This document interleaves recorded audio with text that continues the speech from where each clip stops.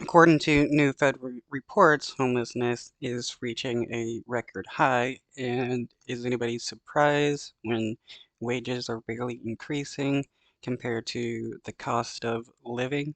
This is going to happen more and more as the cost of living continues to increase with no wage increase.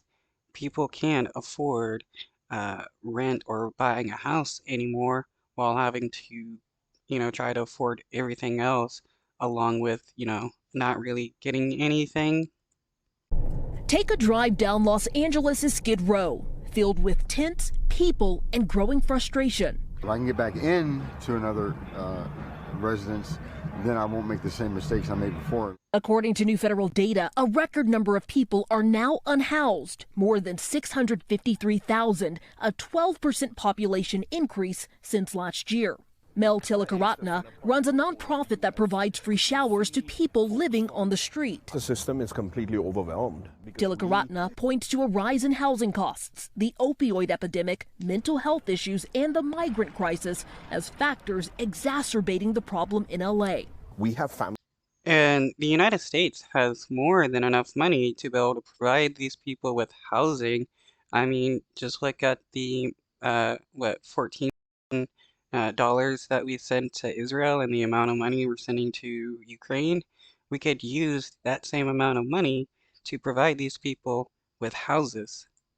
Families, asylum seekers, to families in LA who become homeless, and prior where we would be able to send them to a motel or a shelter within a couple of days, now there's absolutely no resources. These issues are also creating friction in major cities. Back in September, New York Mayor Eric Adams revealed new fears as tens of thousands of asylum seekers flooded the city. I don't see an ending to. If we also banned absentee landlordism, there would be a lot more houses on the property, on the market for people to buy, in that it wouldn't be like $300,000 for like a one-bedroom house when it should only be like $10,000 to buy. This issue will destroy New York City. In Phoenix, the city recently cleared a large encampment located downtown. It seems that the quote-unquote cleanup that the city did just spread the mess out a lot further. People going through everyone's dumpsters, dragging stuff out into the streets. Across LA. Yeah, the homeless camp cleanups that cities like to do, all they try to do is push the homeless people further and further away from like downtown, and so that they can try to hide the fact that they have a bunch of homeless people in their city. But shuffling them around doesn't fix homelessness, it just keeps the problem going on.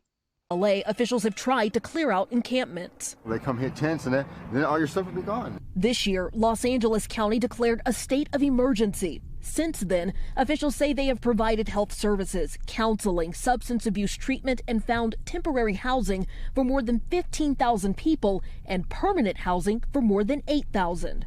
But even those resources are not enough for frustrated business owners like this woman who doesn't want to be identified. We'll feed them. We offer food, but if they don't want it, what can we do? It's very frustrating. They'll throw things at you and they'll grab you. A growing national problem that could take decades to fix. Dana Griffin. I mean, there is an easy solution to the homelessness problem, and that is just giving people houses.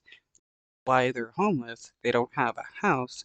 So if you give them a house, they're not homeless, and then they can work on all their other problems, like being able to get a job, because it's nearly impossible to get a job while you're homeless. Be able to work on mental health or physical disability issues and stuff like that. Because without a house, all that is harder to deal with, especially when there's